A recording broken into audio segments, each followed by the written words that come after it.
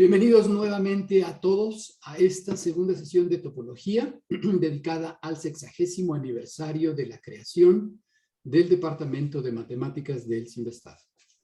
Estamos orgullosísimos del papel preponderante que desde su creación ha jugado nuestro departamento en la formación de nuevos científicos. Y para festejar tal hecho, nos engalardonamos hoy con la presencia de un egresado nuestro, cuya actividad profesional, tanto en el ámbito científico como en el tecnológico, ha sido sobresaliente. Así que sin más preámbulos, cedo la palabra al doctor Julián González Ayala, de la Universidad de Salamanca, quien realizará la presentación de nuestro ponente. Es un placer presentar al doctor Aldo Guzmán Sáenz. Él es egresado de la Escuela Superior de Física y Matemáticas. Realizó sus estudios de posgrado, maestría y doctorado en el CIMBESTAB, en el Departamento de Matemáticas. Ha sido profesor en la Escuela Superior de Física y Matemáticas y desde hace algunos años trabaja en el Centro de Investigación Thomas J. Watson, en IBM, donde colabora simultáneamente en diversos proyectos. Su área actual de trabajo incluye el análisis topológico de datos y machine learning, aplicado a genómica computacional, que forma parte de lo que se conoce como biología computacional. Y, por ejemplo, podemos citar su colaboración en la COVID-19 Task Force en IBM y en otros proyectos. También es editor invitado en la revista Frontiers in Genetics, y esto nos da una idea, algo que para los que lo conocen a nivel personal y en colaboraciones, ya lo sabemos de Aldo, que aparte de su gran capacidad, él es un matemático con mucha curiosidad y siempre está dispuesto a explorar e intercambiar ideas y que se divierta haciendo matemáticas. Entonces, los dejo con Aldo para que nos presente su charla titulada Análisis topológico de datos en el contexto de genómica computacional. Adelante, Aldo. Muchas gracias, Julián. Y gracias al comité organizador por la invitación a participar aquí.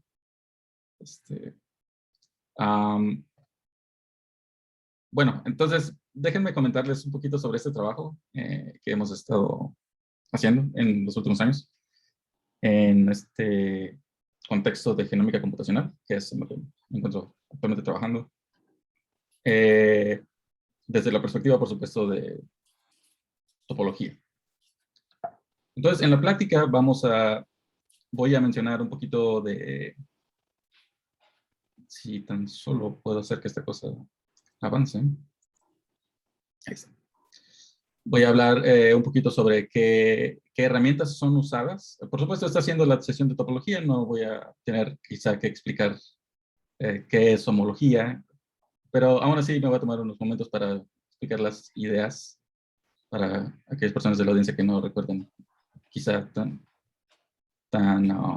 claramente qué es homología u homología persistente. Y después vamos a entrar en las aplicaciones. Voy a hablarles de dos aplicaciones. Una es en metagenómica y, por supuesto, también vamos a explicar un poco de qué es eso. Y la otra es en análisis de datos de expresión génica. Y similarmente también vamos a explicar de qué se trata todo eso. Muy bien. Entonces, el análisis topológico de datos pues tiene muchas facetas. Una manera de resumir con qué trabaja es pensando en nubes de puntos, que para propósitos de esta plática vamos a pensar que son espacios métricos finitos o subespacios de RN finitos.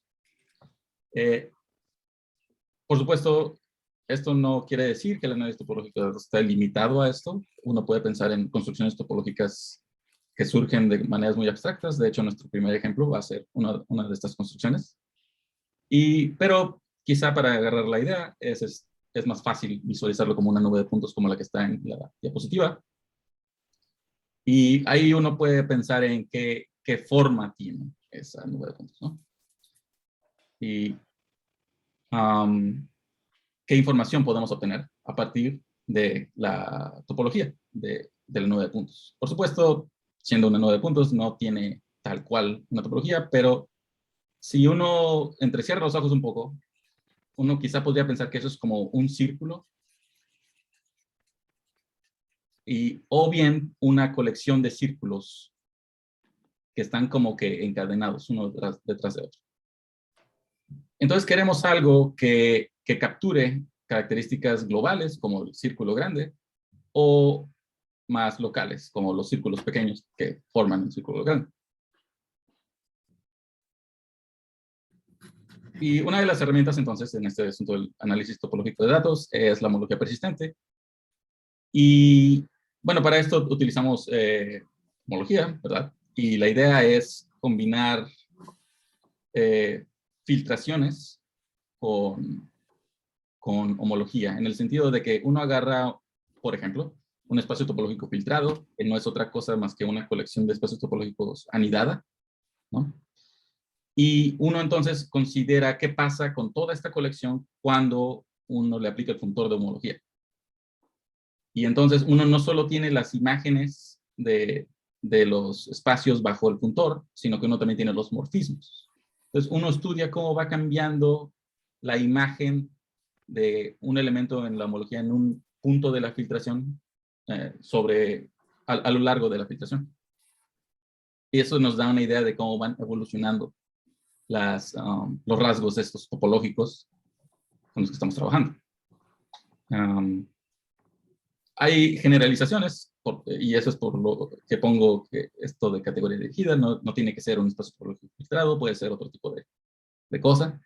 Y similarmente, no tiene que ser un espacio vectorial si estamos considerando homología con coeficientes en algún campo. Puede ser algo más general, pero en esta plática, por ejemplo, nos vamos a concentrar en homología con coeficientes en un campo finito.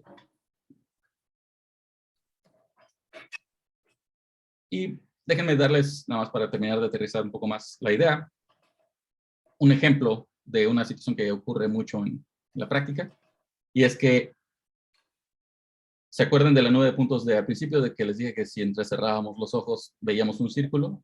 La manera en cómo uno puede ver esto de manera más formal es pensando en discos que vayan creciendo con el tiempo, que estén centrados en cada punto. Entonces, si uno dibuja esos discos centrados en un punto, en algún momento, conforme los discos se van haciendo grandes, van a comenzar a intersectarse. Y entonces, uno puede pensar, ok, entonces, en lugar de considerar la nube de puntos original, voy a considerar la unión de todos estos discos como el objeto en cada uno de los instantes de tiempo. Esto me da una filtración de estas que les estaba hablando, porque el espacio solo va creciendo, nunca le quito cosas. Y entonces utilizamos una construcción que se le llama el nervio de esta cubierta. Y resulta que uno puede recuperar el tipo de homotopía de esta unión de discos con este complejo simplicial. Entonces, esta es como una especie de justificación de por qué podemos, en lugar de trabajar con la nube de puntos nada más, considerar estos complejos simpliciales que van creciendo y fijarnos en su homología. Por supuesto, uno se fija en estos complejos simpliciales porque uno puede trabajar con ellos en la computadora. De otra manera, trabajar con la unión de discos es verdaderamente muy complicado, si es que siquiera es posible, en términos computacionales. Entonces, ahí es la anotación, esta es la idea. En la animación esta que espero que se vea, vemos que se detiene en algunos momentos. El primer momento en el que se detiene es cuando se forman muchos círculos de esos chiquitos que les decía, y después se forma el círculo grande. Como se pueden dar cuenta, tarda mucho más en cuando desaparece el círculo grande que en los círculos pequeños en desaparecer. Y esto se ve reflejado en algo que se le llama el código de barras. Entonces resulta que este sistema, esta filtración, cuando uno lo aplica el control de homología, uno puede descomponer, esta homología de una manera bastante eficiente, bastante compacta, y uno tiene un código de barras como este que aparece aquí a la derecha. Y podemos ver aquí que en el primer grado de homología tenemos muchas barras chiquitas que corresponden con los círculos pequeños y una barra más larga que corresponde con el círculo grande. Entonces, esto sí nos da una manera de como, resumir la forma, vamos a llamarlo así, de la nube de puntos. Una cosa adicional que conviene mencionar es que estos códigos de barras son bien portados, en el sentido de que si uno perturba un poquito la nube de puntos original, suponiendo que uno siga la misma receta esta de los discos centrados en ellos, el código de barras también se mueve poquito.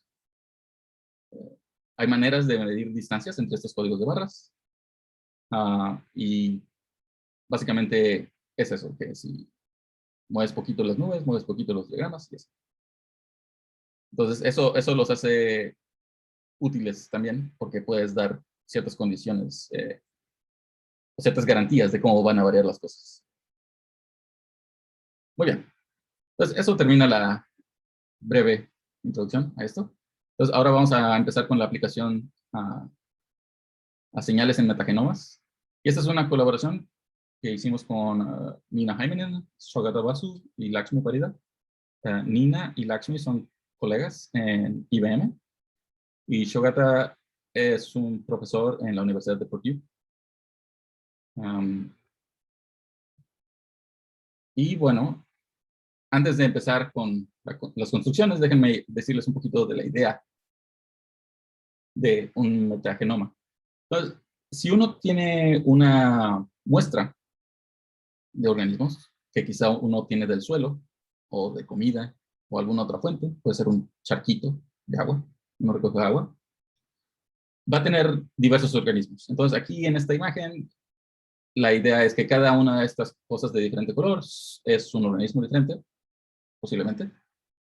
Y lo que hacen en los laboratorios es que secuencian, voy a decir secuencian, la palabra en inglés es sequencing, pero no sé si en español también sea eso, la palabra. Pero básicamente agarran los genomas de estos organismos y a partir de ellos van generando, pueden imaginárselo como cadenas cortitas, que son cachitos del genoma, ¿de acuerdo? Entonces, el genoma del rojito se vuelve un montón de cachitos de genoma, y del azul similarmente, y del amarillo similarmente. Y la cosa está en que estos cachitos pueden estar revueltos, uno no sabe de dónde vinieron en principio, entonces uno tiene ahí un montón de cachitos chiquitos. Imagínenselos todos revueltos. Y hay veces en las que a partir de estos cachitos se puede rearmar, digamos, el genoma completo, la cadena larga, si así lo estamos imaginando. Pero hay veces en las que uno dice, bueno, ok, solo tengo los cachitos y está difícil reensamblar. ¿Cómo puedo determinar si estas cadenitas, que les voy a llamar lecturas, porque en inglés se llaman reads, lo voy a decir lecturas por un momento. ¿Cómo puedo decidir si el organismo azul estuvo ahí, si es que estoy viendo muchos reads que yo sé que vienen de organismos como el azul? Ajá. Entonces, por supuesto, hay bases de datos donde dicen, ok, ¿viste una cadenita que tiene este contenido y que tiene este largo? Ah, bueno, entonces probablemente este es de este organismo. Este trabajo se hace constantemente y hay bases de datos en las cuales uno puede agarrar una de estas cadenitas y checar. Entonces, bueno, uno puede decir, ok, si veo muchas cadenitas que sé que vienen de organismos azules, pues entonces muy probablemente el azul está ahí. Y similarmente desde el rojo y así. Y esa es una manera de intentar resolver esa pregunta. Entonces, para resumir lo que les dije, puedo pensar que el metagenoma es una colección de estos genomas. Y el problema entonces es, dada una muestra y ya procesada en estas lecturas, me puedo preguntar qué organismos están en ellas. Y en principio, una posible solución sería el conteo, ¿no? Nada más contar. Si tengo muchas lecturas que le corresponden a un organismo, es probable que ese organismo esté ahí. Pero hay veces en las que se tienen falsos positivos. Hay veces en las que la presencia de una lectura puede querer decir que tal cosa esté o no esté de manera no trivial, digamos. Y para eso decidimos intentar usar Topological Data Analysis, en particular homología persistente, para ver qué pasaba con estas situaciones. Y desarrollamos un par de modelos. Uno de estos modelos es como el que sigue. Uno piensa en los organismos y uno piensa en las lecturas que sabemos que le corresponden a cada uno de los organismos. Y nos vamos a fijar en una manera de producir una filtración en donde cada uno de los vértices va a ser una posible colección de organismos. Entonces, por ejemplo, me voy a fijar en, si tengo 3 organismos, me puedo fijar en las lecturas que le corresponden solo a un organismo, las lecturas que corresponden solo al otro organismo, o solo a 2 de ellos, a otros 2 de ellos, a otros 2 de ellos, o a los 3. Entonces, cada uno de estos va a ser como una especie de vértice en mi complejo simplicial. Y voy a comenzar a agregar aristas y triángulos conforme a cierta filtración. Entonces, les tengo que decir cómo está la filtración, y esta fue la propuesta de este trabajo en particular, que es que uno se fija en el genoma del organismo y uno se fija en qué tanto de ese genoma está siendo cubierto por las lecturas en uno de estos conjuntos que estamos considerando, y uno de alguna manera toma eso en cuenta para normalizarlo con esta fórmula de acá. Entonces, no nada más estamos sumando las longitudes de las lecturas que están aquí, sino que también estamos considerando la longitud que cubren, porque podemos tener un montón de lecturas que cubren el mismo cacho del genoma. Entonces, si tienes muchas lecturas que cubren el mismo cacho, pues sí, puede ser que el organismo esté ahí, pero no estás teniendo más seguridad, digamos, de que el organismo esté ahí, porque solo estás cubriendo esa misma parte del genoma. ¿Quién sabe si estás cubriendo el resto? Entonces, bueno, decidimos utilizar esa filtración. Y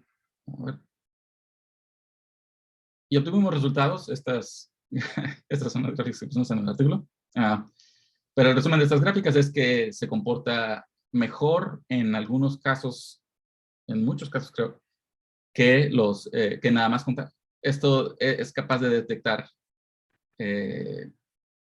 cuando hay un organismo no mejor que nada más contar las lecturas. Y aquí el TP quiere decir que es porque hicimos 3 experimentos, y aquí había un positivo verdadero, o sea, un organismo que parecía que de verdad estaba, y aquí con 2, y aquí con 3. Y la manera en cómo se decidió esta puntuación que le estamos dando a los organismos para decidir si están o no presentes en la muestra, involucra un poco de elección de representantes en la homología, pero como estamos construyendo el complejo simplicial con bastante cuidado, eso reduce esta ambigüedad inherente que sabemos que existe cuando uno está considerando homología, ¿no? Porque son clases de equivalencia y demás. Además de ese modelo, hicimos otro en el cual, en lugar de pensar en las lecturas asociadas a cada uno de las colecciones de organismos que se pueden tener, pensamos en que en lugar de ser estas cosas vértices, ahora fueran simplejos, tal cual. Entonces, para lecturas que estén en una colección de, no sé, 3 organismos, vamos a poner un triángulo, digamos, con un tiempo de filtración asociado con cuántas lecturas hubo para esa colección de simplejos, de organismos, perdón. La filtración va en sentido contrario, porque queremos que cosas que tengan muchas lecturas aparezcan primero, y cosas que tengan poquitas lecturas aparezcan después. Y similarmente, calculamos la homología persistente y De ahí calculamos una puntuación basada en la homología. Tiene que ver con la longitud de las barras, dónde empiezan, dónde terminan, y su grado. Pero no posee fórmula aquí. Este es el ejemplo que les decía. Entonces, aquí pueden ver que ahora los organismos son los vértices, ¿no? Y las combinaciones de organismos, como por ejemplo la pareja AB, son simplejos de mayor orden. En este caso, sí, son dos organismos, entonces hacen una arista. Y le agregamos en el tiempo que sea la suma de las lecturas que estuvieran en los dos al mismo tiempo, ¿no? Entonces, por ejemplo, aquí de acá, lo agregaríamos al tiempo 15, que es la intersección de las lecturas de A con las lecturas de B, que son 5 más 10, son 15, perfecto. Entonces, pues, similarmente, nos fijamos en los de B y C, ¿sí? Y por ejemplo, aquí que agregamos un triángulo, nos fijamos en las que son de A, B y D, A, B y D, que son A y B otra vez, y D. Entonces serían estos de acá, ¿verdad? Creo. Y 2 más 4 es 6, ¿sí? Y entonces aquí tenemos un 6. Perfecto. Y así, ¿de acuerdo? Así para cada uno. Hay tetraedros y que no sé qué, pero bueno, también en la práctica uno muchas veces se queda nada más con una homología unidimensional porque los complejos crecen y se vuelve bastante costoso calcular homología de grados más altos. Y este también nos arrojó buenos resultados, ya no les pongo las gráficas aquí, pero también se comportó mejor que conteo, nada más de lecturas. Entonces, esta aplicación de estas ideas de homología persistente dan información sobre cómo están interactuando las lecturas que están presentes en la muestra que uno obtuvo. Y también nos da un ejemplo de que no siempre uno está trabajando con nubes de puntos en RN, sino que uno puede trabajar con complejos, vamos a decirles, construidos a mano, ¿no? Complejos como abstractos. La segunda aplicación de análisis topológico de datos sí es más, sí se asemeja más a esta idea de tener una especie de nube de puntos abstracta, porque va a ser un espacio semimétrico. Pero, bueno, entonces aquí vamos a trabajar con datos de expresión génica. Esto es una colaboración con Sayan Mandal, Nina Eminen, Shogata Basu y Lakshmi Parida. Sayan, en el tiempo en el que escribimos este artículo, estaba haciendo un internship en IBM. Y como ya les mencioné antes, Nina y Lakshmi son colegas en IBM y Shogata es profesor en Purdue. Y bueno, déjenme empezar explicándoles un poquito sobre las ideas estas de qué es un genotipo y qué es un fenotipo. Entonces, el genotipo, la palabra genotipo puede querer decir varias cosas en sí. Puede querer decir toda la información hereditaria de una persona. Uno puede entender esto como el genoma. Y también puede querer decir una porción del genoma. Puede querer decir un cachito del genoma, o sea, puede querer decir un gen o algo asociado al gen, cosas así. ¿De acuerdo? Entonces, uno puede hablar de genotipo o genotipos, incluso refiriéndose al mismo organismo. Espero que eso no cause confusión, si es que lo utilizo más adelante. Similarmente, el fenotipo puede querer decir varias cosas, puede querer decir todas las propiedades observables de un organismo, o bien alguna en específico. ¿De acuerdo? Entonces, por ejemplo, uno puede referirse a todas las propiedades observables, o bien al color de los ojos de alguien, cosas. Y bueno, hay una relación, ¿verdad?, entre genotipo y fenotipo, pero nosotros quisiéramos, de alguna manera, medir o cuantificar el trabajo que ciertas porciones del genoma realizan de una manera, pues, que se pueda reproducir y todo esto. Entonces, una de estas maneras es midiendo la expresión de los genes, la expresión génica. Entonces, imaginemos una célula. Entonces, ahí tengo mi célula. Y vamos a pensar que esta célula tiene un núcleo, ¿no? Y en ese núcleo, ahí vive su genoma. Entonces, adentro de, ahí tenemos el ADN, ¿verdad? Y este ADN es procesado por unas enzimas que se llaman ARN polimerasas. Y déjenme ver por qué no avanzó. Ahí está. Y estas cosas copian porciones del ADN que después viajan, eso se les llama el ARN mensajero, y después viajan afuera del núcleo, en donde son procesadas por unas cosas que se llaman ribosomas,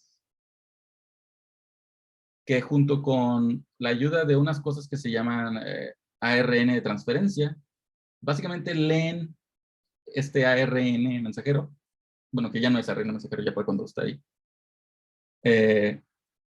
y sintetizan proteínas.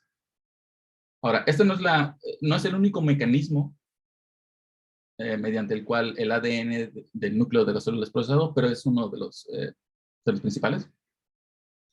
Y una manera de medir la expresión de un gen es, por ejemplo, fijarse en cuánta proteína de cierto tipo hubo. Entonces, si uno ve mucha proteína que está asociada a un gen, entonces uno dice que está más expresado. O, por ejemplo, uno también podría contar el ARN mensajero, que le corresponde a un gen. Y si uno ve mucho de ese ARN mensajero, entonces quiere decir que ese gen está más expresado. Cosas de este estilo. ¿De acuerdo? Y bueno, hay muchas técnicas y esto es un campo muy, muy extenso y con bastantes diferentes maneras de procesar las cosas en el laboratorio. Pero por el momento vamos a quedarnos con esta idea de que los genes son procesados de alguna manera ya dentro de las células y uno tiene un producto que uno puede medir y eso te da un número. Y ese número te dice, este gen está expresado o no, o mucho, o poco. Y bueno, entonces uno de ahí puede pensar, ok, si ya tengo para cada gen, si hay alguna manera, alguna recetita para asociarle un número, pues quizá entonces puedo pensar en estos procesos de aprendizaje de máquinas o algún otro tipo de herramienta estadística para ver si existen correlaciones o algún otro tipo de relación entre estos valores que observé con fenotipos. Y bueno, uno de los fenotipos que existen y que es el trabajo en el cual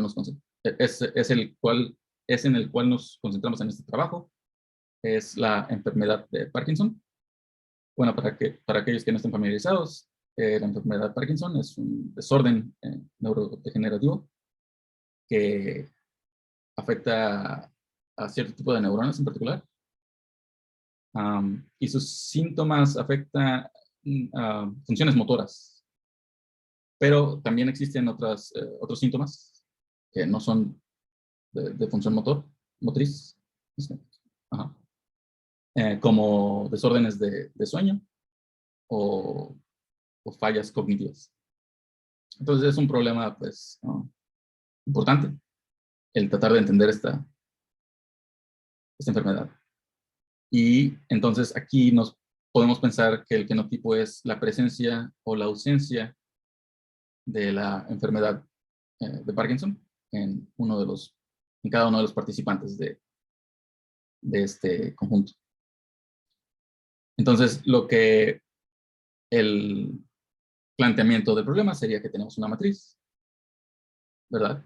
En la cual las filas podemos pensarlas como los participantes, y las columnas, los genes, la expresión génica de cada uno de los genes, ¿no? Correspondiente a esos participantes. así como está indicado en la tabla de la derecha. Y la cosa está aquí en que si uno agarra datos que han sido ligeramente procesados y uno los utiliza como entrada para estos métodos de aprendizaje de máquinas, uno obtiene resultados no necesariamente malos, pero una pregunta natural es, bueno, ¿hay algo que el análisis tipológico de datos pueda hacer para ayudar a estas clasificaciones, a estas tareas de clasificación? Entonces dijimos, bueno, vamos a ver si a partir de esta matriz de datos de input podemos construir algún objeto que sea compatible con estas cuestiones de aprendizaje de máquinas y veamos cuál es el desempeño que se tiene. Entonces, nada más para darles una idea de qué tamaño son los datos con los que se trabajan aquí. Aquí estábamos trabajando con aproximadamente 20,000 genes y aproximadamente con 400 participantes. Quizá deba nada más mencionar que esto es considerado un tamaño pequeño en este ámbito.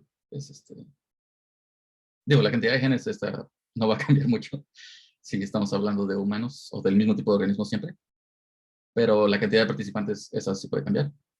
O bien si uno está trabajando con cosas que no sean genes, sino a una resolución diferente, uno puede tener más columnas. Entonces, eso es a lo que me refiero cuando digo que este conjunto de datos es, entre comillas, pequeño.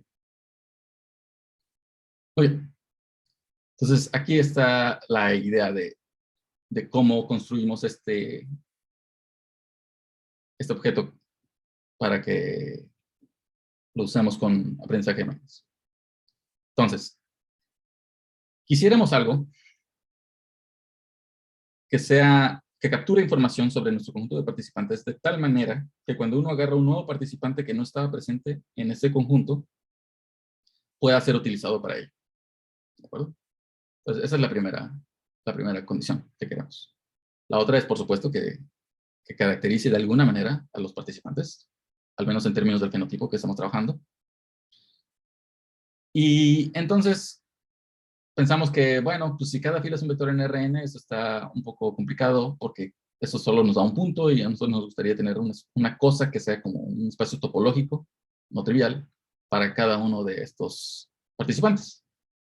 Entonces, una manera en la cual una nube, un vector de Rn se puede ver como una nube de puntos en un espacio de dimensión menor es agarrando ventanitas de un tamaño dado e ir caminando sobre el vector. Y eso nos da un encaje del vector en un espacio de dimensión menor. Pero una de las dificultades con este método es que ahí estamos suponiendo un orden o una especie de coherencia espacial entre cada una de las componentes. Es por ese tipo de cosas que este camino de agarrar las ventanas se utiliza más en cosas como análisis de señales, donde sabes que la señal de alguna manera es coherente en el tiempo. Y entonces lo que pensamos fue, muy bien, entonces vamos a medir alguna especie de similitud entre dos columnas, cualesquiera. ¿Y cómo podemos medir la similitud? Hay varias maneras. Una de ellas que le intentamos primero fue agarrar el coeficiente de correlación de Pearson y construir una distancia a partir de ella. No observamos muy buenos resultados cuando intentamos pocos experimentos con esto, pero no vimos un desempeño que fuera muy bueno. Entonces, decidimos utilizar una cosa que se llama correlaciones de distancias. En cierto modo, generalizan un poco al coeficiente de correlación de Pearson. Creo que esta diapositiva no está desplegándose bien. Aquí dice dónde.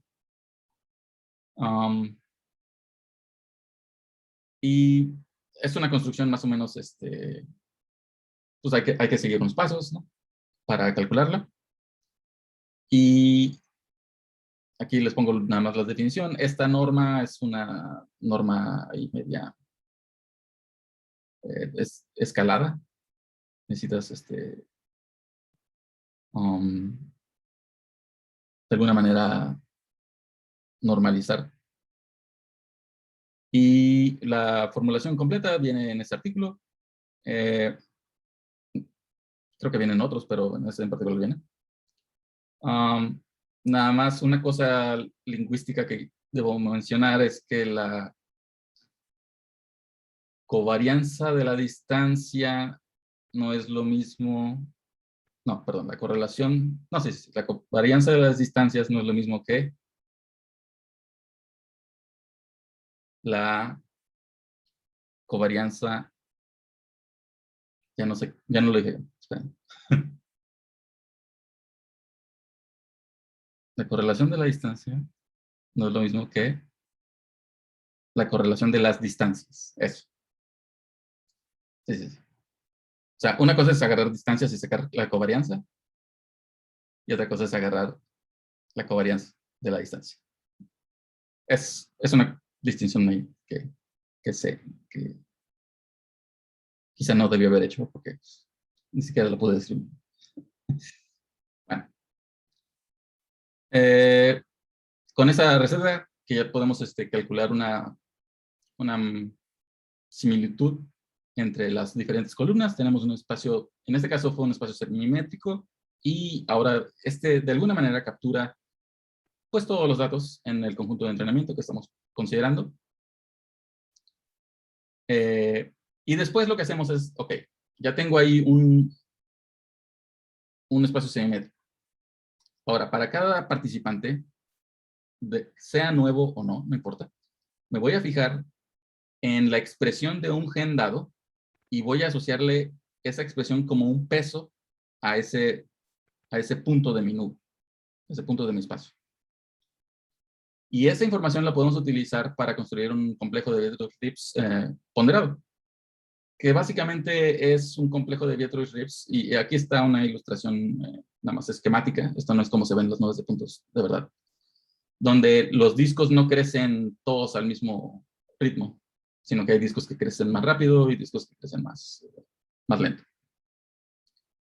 Y, por supuesto, aquí estoy trabajando con Vietro-Phillips, no con Check, pero es sabido que hay bastante control sobre la diferencia entre un complejo de Vietro-Phillips contra un complejo de Check.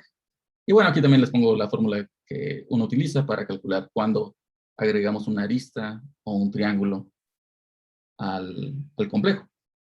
Entonces, ahora sí, para cada uno de los participantes tenemos una de estas complejos de Vietro-Phillips ponderados. Y entonces podemos, para cada participante, tener un código de barras que le corresponde básicamente. Ahora, hay una obstrucción adicional aquí, que es que la homología persistente, para empezar, no es tan sencillo computacionalmente calcularla cuando uno comienza a tener cosas como muchos puntos o dimensiones muy altas. Y aparte, puede ser, siempre va a haber elecciones que uno tenga que tomar para introducirlo como entrada en aprendizaje de máquinas, pero los códigos de barras son particularmente problemáticos. Y aparte de eso, puede ser también problemático considerar estimadores estadísticos de ellos. Sacar promedios, cosas de estilo no es necesariamente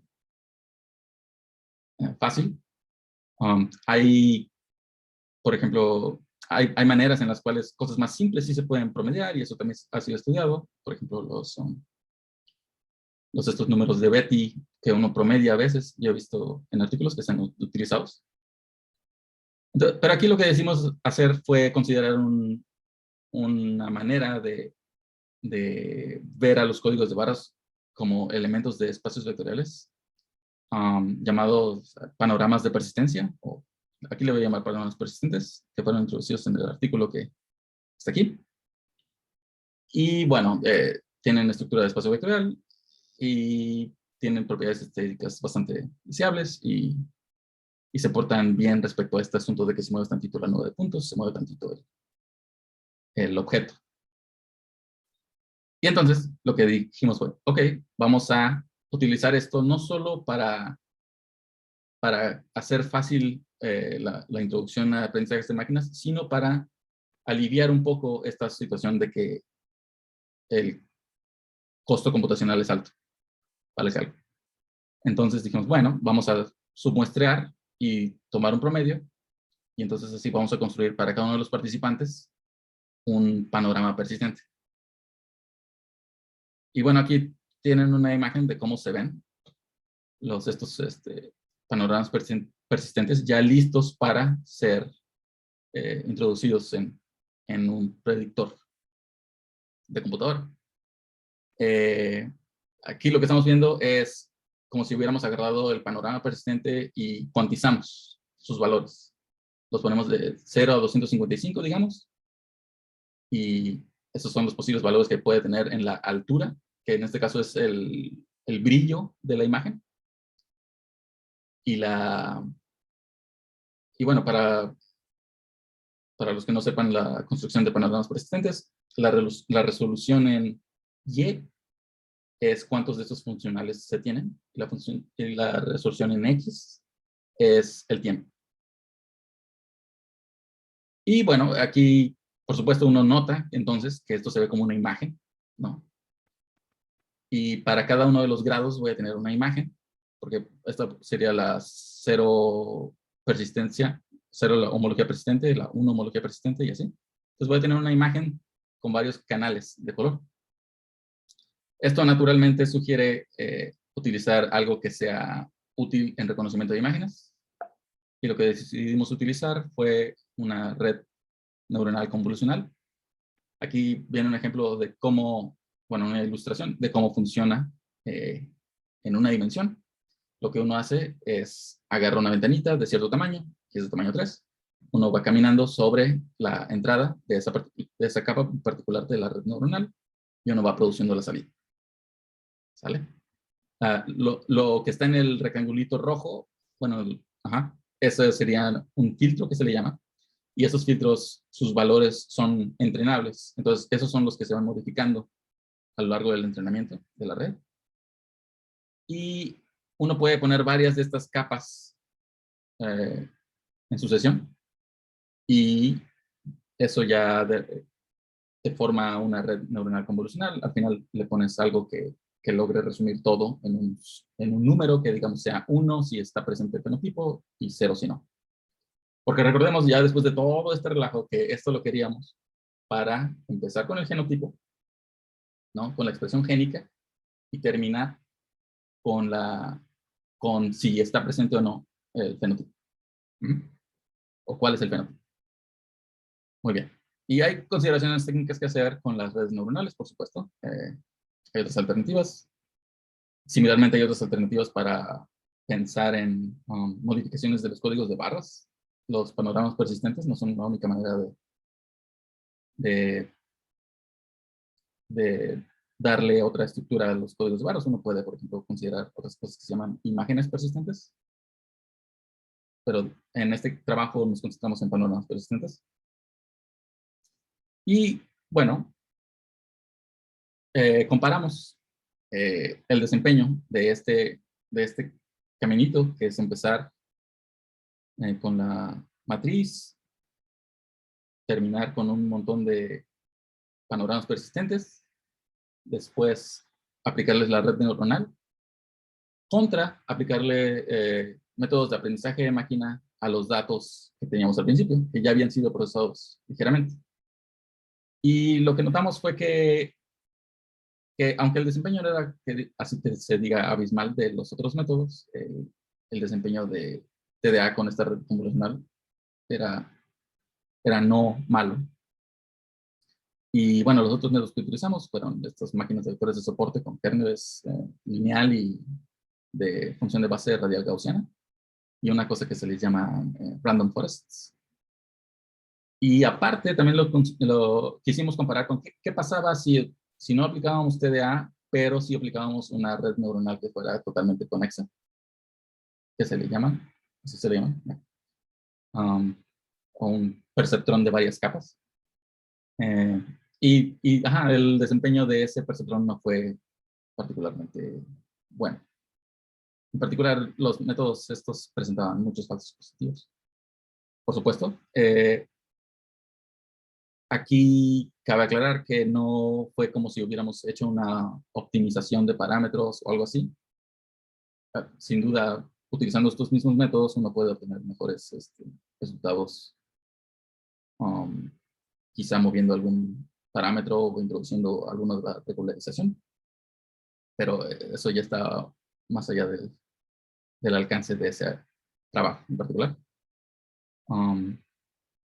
Similarmente, si uno preprocesa los datos de alguna otra manera, digamos que en lugar de TDA uno le hace otras cosas, también se podría mejorar posiblemente el desempeño, pero también estaba fuera del alcance del trabajo. Y bueno, entonces, para terminar, las preguntas que nos quedaron fueron ¿cómo entonces interpretamos esto? Si la red está viendo algo para distinguir las expresiones de participantes que presentan la enfermedad con los que no, ¿eso qué quiere decir en términos de la topología del espacio? O sea, tenemos básicamente dos preguntas. Una de ellas es, ¿en qué se fija la red neuronal para hacer la clasificación? Lo cual ya es complicado, aunque existen trabajos, por supuesto, en esa dirección. Como es visión por computadora, hay bastante literatura ya de eso. Pero es un problema complicado aún así. Y aún sabiendo la respuesta a esa pregunta, uno necesita, bueno, de acuerdo, nos regresamos a los panoramas estos persistentes. Ya sabemos en qué se está fijando, pero de ahí cómo le podemos hacer para regresarnos al espacio tal cual. Entonces tendríamos que quizá construir con mucho cuidado un complejo, de tal manera que tuviéramos bien definido qué generador estamos escogiendo y así.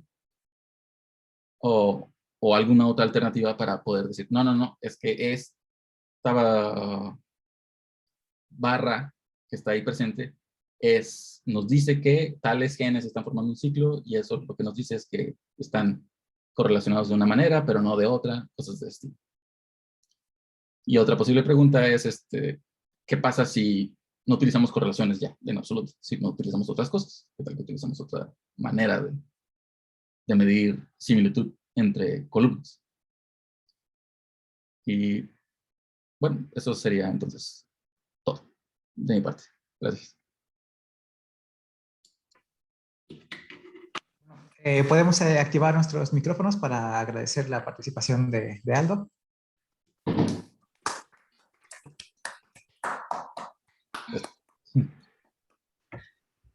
Y comenzamos con la sesión de preguntas y comentarios. Si alguien tiene una pregunta, que active su micrófono.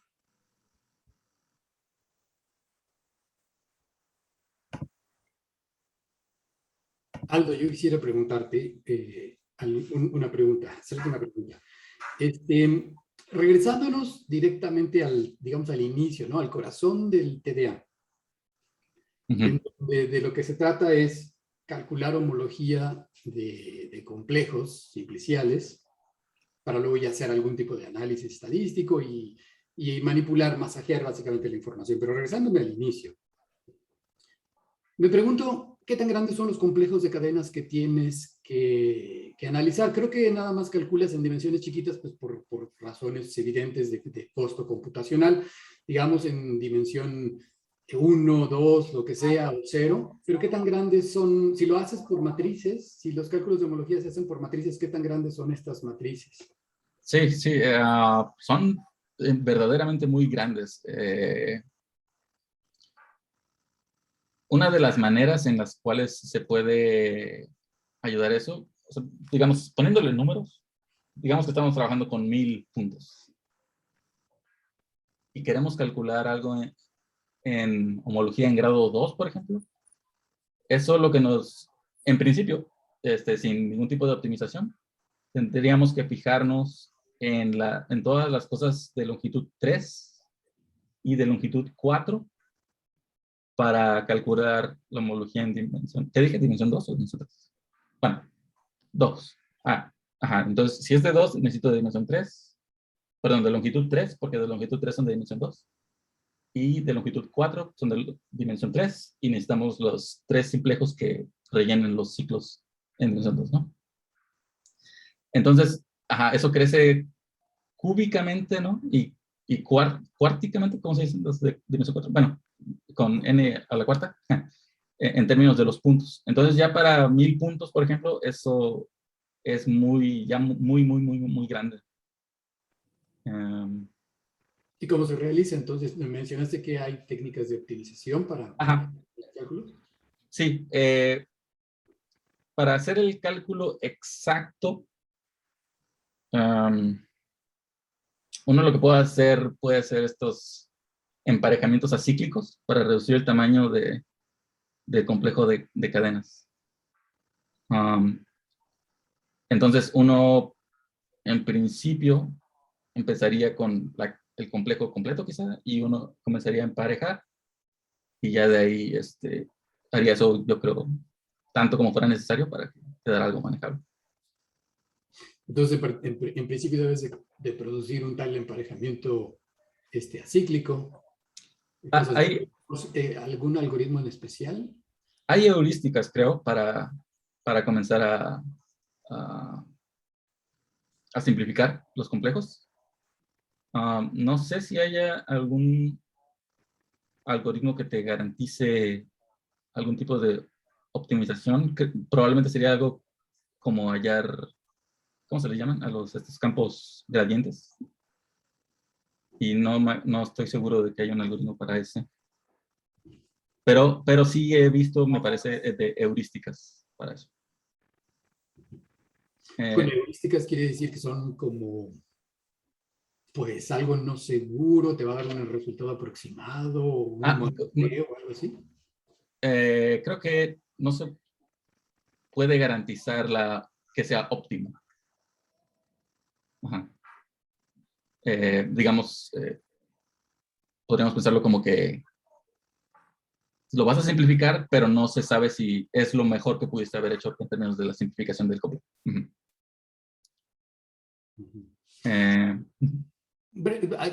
Igual para concluir mi pregunta, ¿qué tipo de paquetería? ¿El software es abierto? Ok. Sí, bueno, existen paquetes de TDA abiertos, libres. Nosotros tenemos en nuestro equipo uno que hemos estado desarrollando y que quizá liberemos más adelante. No, creo que no puedo comentar mucho al respecto de ello, pero sí existen paquetes que permiten cálculos como los que presenté aquí también. Por mencionar algunos, por ejemplo, está RIPSAT, es para calcular homología de complejos de Dietrich-Rips. Es muy rápido. Hay también uno que se llama Goody, o bueno, creo que Goody es el nombre del proyecto, no me acuerdo bien, pero si uno le pone Goody, G-U-D-H-I, en Google, uno puede encontrar las herramientas de TDA. También está Javaplex, que es uno de los primeros que hubo. También está Dionysus. Y bueno, seguramente hay más, pero en este momento ya no me acuerdo. Perdón. Bueno, a ver si no tenemos alguna pregunta, yo tengo... Jennifer, ¿tienes una pregunta? Bueno, hola, buenas tardes a todos. Aldo, una cosa así como muy general, solo me preguntaba, digamos, ¿cuál es un poco como el objetivo de IBM en el proyecto en el que tú estás, así de manera muy general? O sea, ¿hacia dónde va este trabajo? Bueno, en este caso, digo, no sé la dirección más allá de lo que me toca hacer, supongo, pero lo que observo es que queremos aplicar estos métodos que ya involucran construcciones topológicas, ¿no? Y en particular de topología algebraica, para de alguna manera obtener mejores resultados que con métodos clásicos, vamos a llamarlos así, de estadística. O geométricos, pero que sean clásicos, ¿no? Y bueno, quizá también convenga mencionar que, aunque la homología persistente es muy importante en este campo, no es, digamos, lo único que existe, ¿no? En análisis topológico de datos. Por ejemplo, Gunnar Carlson, en la plática anterior, creo que mencionó algo sobre mapa. Y similarmente hay otras herramientas para hacer cosas como reducción de la dimensionalidad, no sé si así se traduce, pero para básicamente bajarle el número de dimensiones que tienen tus datos de maneras no lineales. Por ejemplo, hay una herramienta que se llama UMAP, que hace esto, y su base, digamos, teórica, utiliza complejos simpliciales y construcciones de este tipo. Entonces, análisis topológico de datos tiene como varias formas, y la idea, al menos, que yo tengo en lo que estoy trabajando, es utilizar, ya sea utilizar herramientas que ya están de análisis topológico de datos para genómica en particular, o desarrollar nuevas herramientas. Quizá alguna construcción nueva que sea como que más eficiente para trabajar con este tipo de datos, algo así. Ok, muchas gracias. Sí.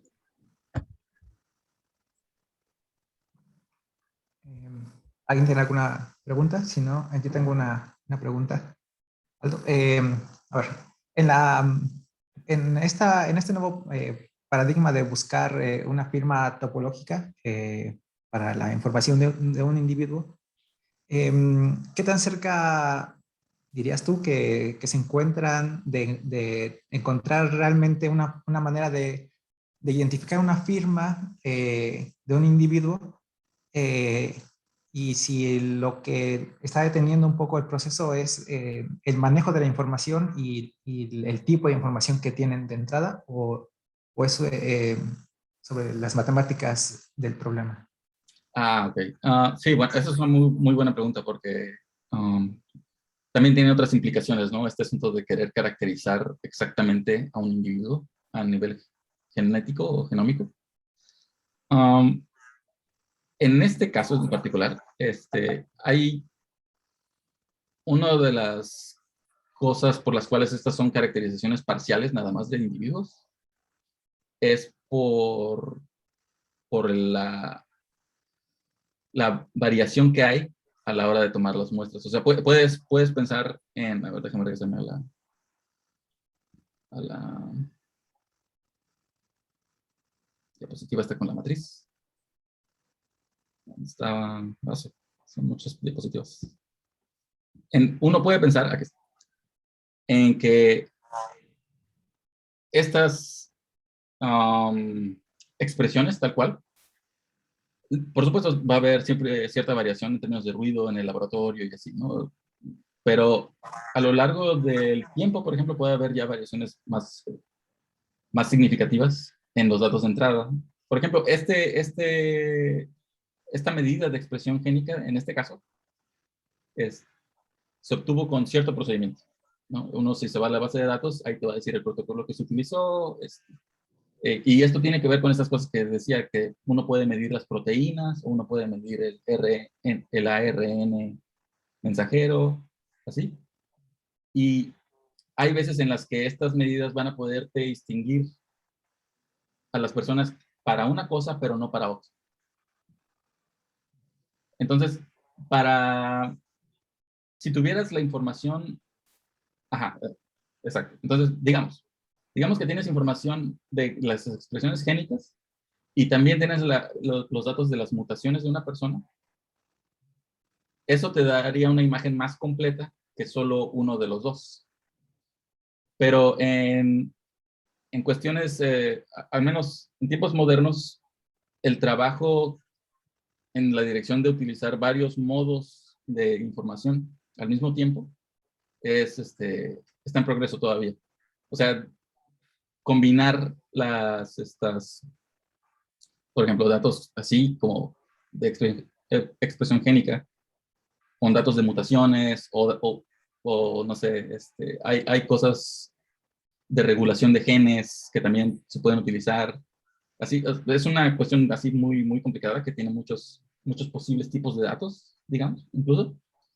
Entonces, verlos a todos los datos al mismo tiempo para reducir todo y condensarlo en una señal, digamos, es ciertamente pues un problema que todavía está. Pero no es nada más un problema de los métodos, sino que también es un problema de los datos, como mencionas. O sea, hay veces en los que los datos no están disponibles, ya sea que era muy costoso hacer el estudio, o quizá están protegidos por seguridad o por privacidad o lo que sea. Entonces es para humanos al menos, ¿no? Sí, quizás si estás trabajando con alguna bacteria o algo así, sí se tiene más esta información, pero aún así es complicado combinar varias modalidades de información.